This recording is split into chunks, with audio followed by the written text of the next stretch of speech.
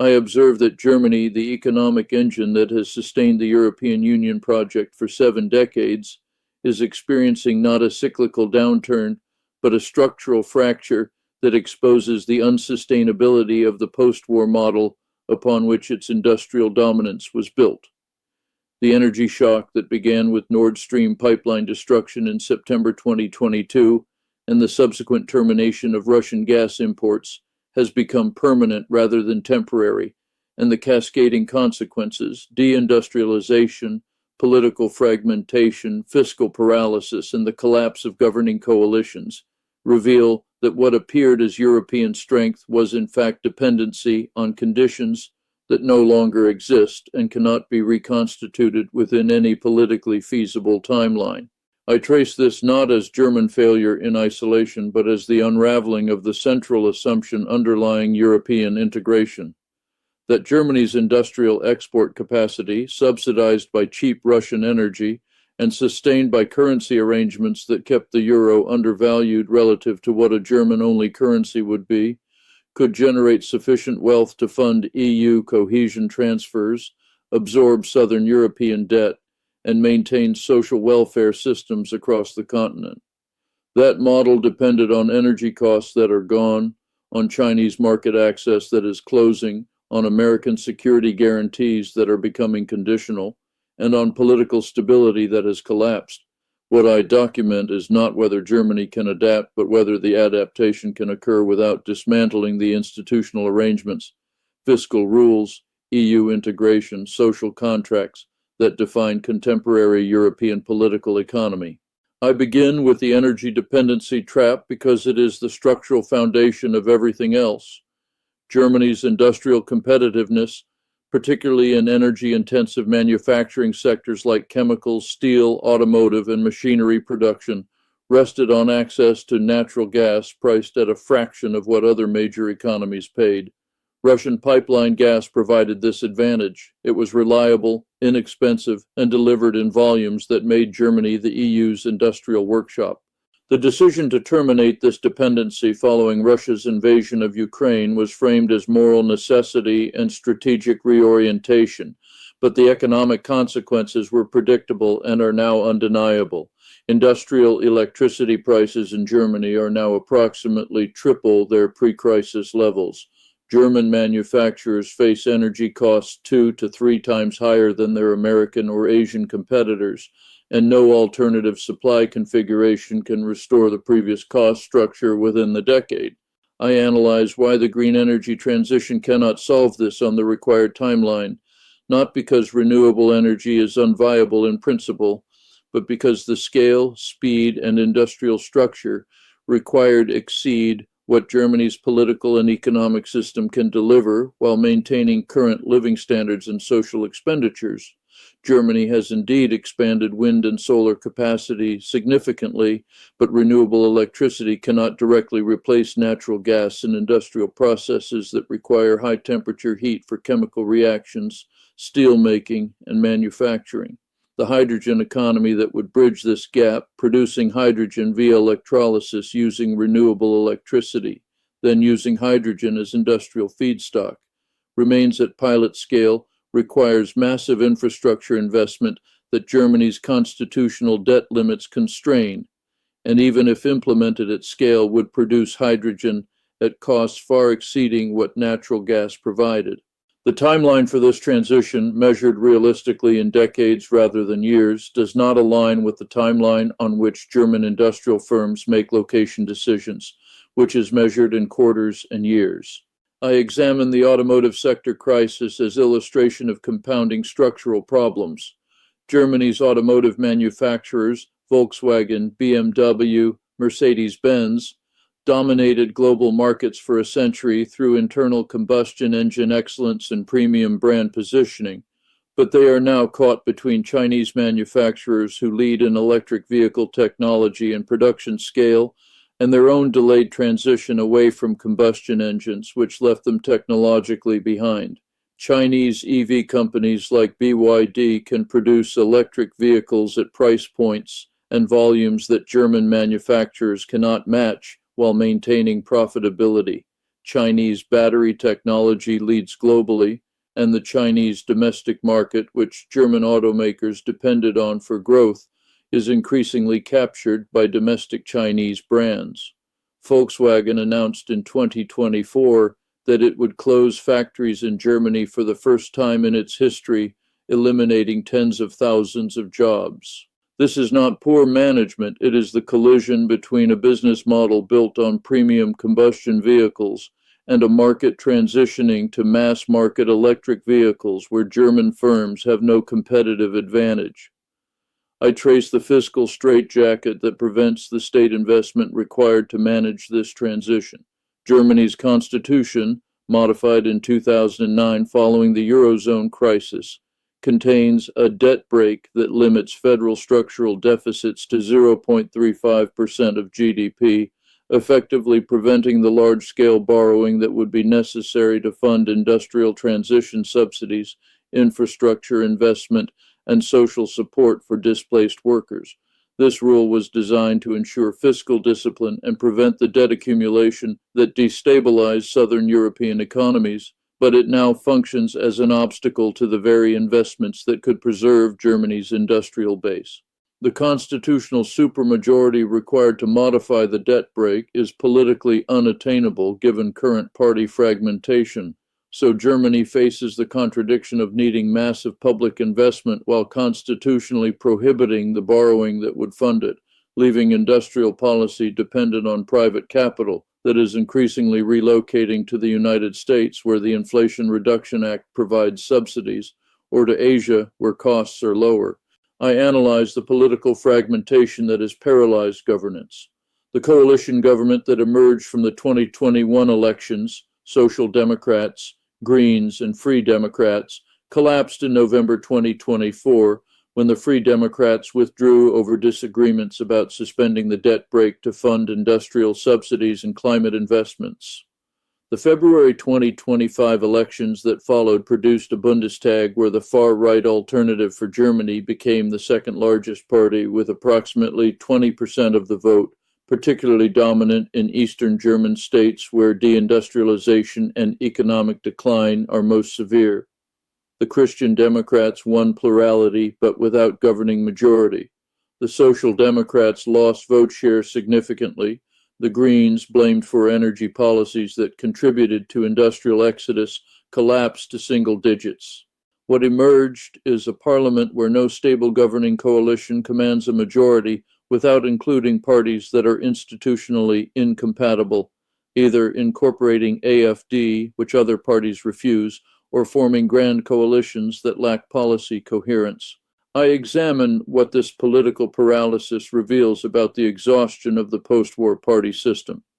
The traditional left-right spectrum that organized German politics for decades, Social Democrats representing labor, Christian Democrats representing capital and tradition, smaller parties balancing on specific issues, no longer maps onto the actual political cleavages that define contemporary German society.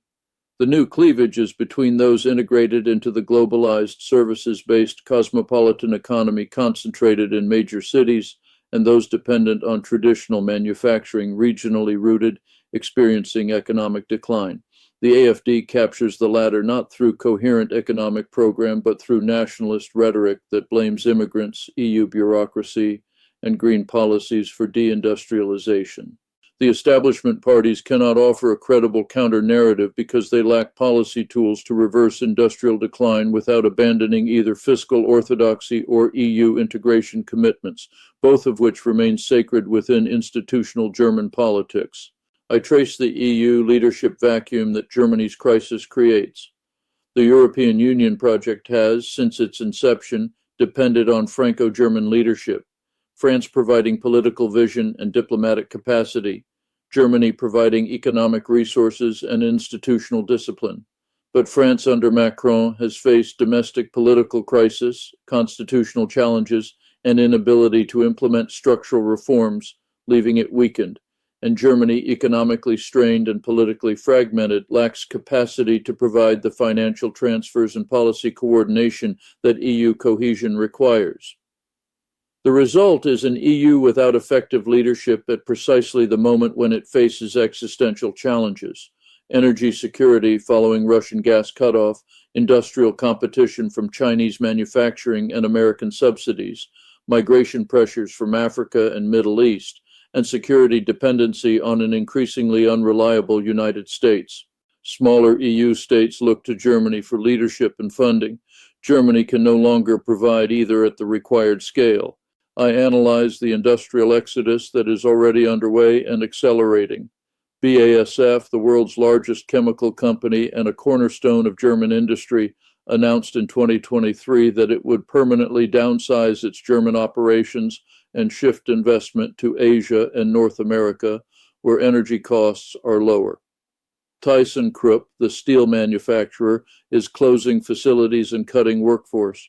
Smaller manufacturers in machinery, components, and precision instruments, the Mittelstand firms that form Germany's industrial backbone, are relocating production or closing entirely.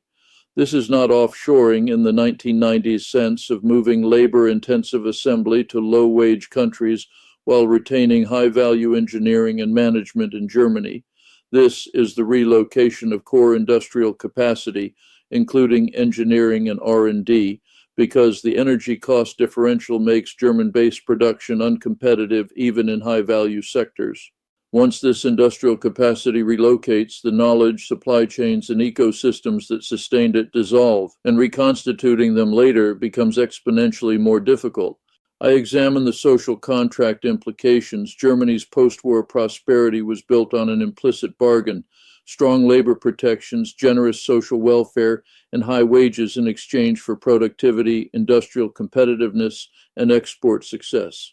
This bargain held because German industry generated sufficient profits to fund high labor costs while remaining globally competitive.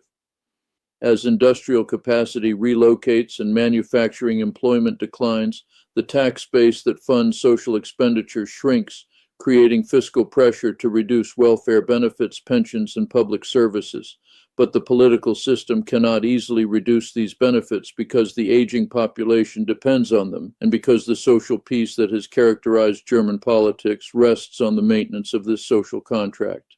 The result is a fiscal crisis where expenditure commitments exceed revenue generation, and where resolving this through either tax increases or benefit cuts triggers political instability that the current party system cannot manage. I trace the Eastern Germany dimension as warning of what national-level crisis produces.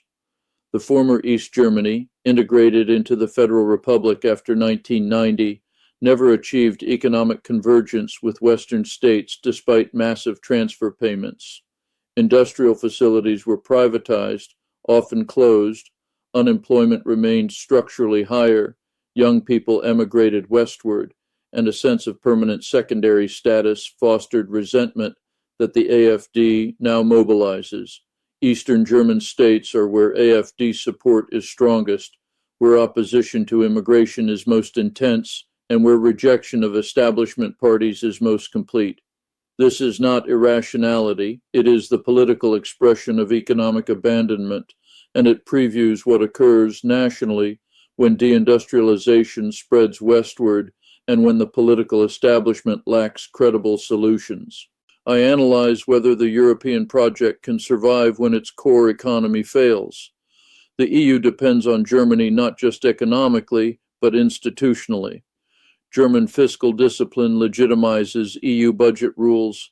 German economic success justifies the constraints that EU membership imposes on national economic sovereignty, and German willingness to fund cohesion transfers maintains political support for integration among net recipient states.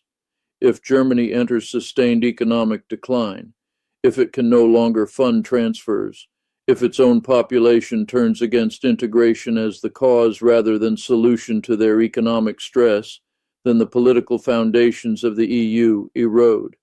Southern European states already experience this: youth unemployment, brain drain, dependency on Northern European funding, and maintain grudging EU support only because no alternative appears viable. If Germany joins them in managed decline, the collective project loses its anchor. I examine the geopolitical consequences that flow from German economic crisis. Germany's foreign policy influence has always rested on economic rather than military power, offering market access, investment, and economic partnership in exchange for diplomatic alignment. As German economic capacity declines, this leverage diminishes. Germany cannot lead EU response to Chinese competition if German firms increasingly depend on Chinese markets and investment. Germany cannot maintain transatlantic partnership if German industry relocates to the United States to access American subsidies and energy. Germany cannot fund Eastern European security if its own budget is constrained by domestic social expenditure pressures. What emerges is a Germany that retains formal diplomatic status, but lacks the material capacity to shape outcomes, reduced from European leader to middle power managing its own decline. I return to the core question: why did this model, which appeared so stable and successful for so long, fracture so rapidly? The answer is that its stability depended on conditions that were historically contingent and are now terminated. Cheap Russian energy that is no longer available, Chinese market openness that is closing as China builds domestic capacity, American security guarantees that are becoming conditional on burden sharing Germany cannot afford, and a global trading system that prioritized efficiency over resilience and that is now fragmenting into competing blocks. The German model was optimized for a world that no longer exists, and the political and institutional structures built around that model cannot adapt rapidly enough to prevent collapse. I conclude with the systemic implications. Germany's crisis is not exceptional. It is preview of what occurs when economic models built on globalization, cheap energy, and export dependency confront a world of resource competition, industrial relocation, and strategic decoupling. The Netherlands faces similar energy-dependent industrial exodus. Italy and Spain face north-south economic divergence that EU transfers no longer bridge. France faces political paralysis between centrist technocracy and populist nationalism.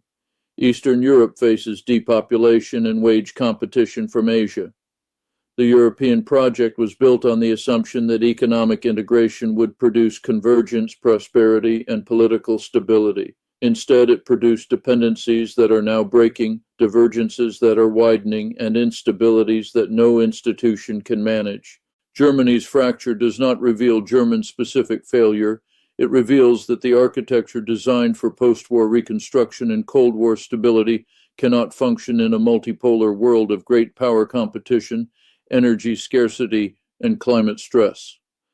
The system is not adapting, it is fracturing, and Germany, the core that held it together, is fracturing first.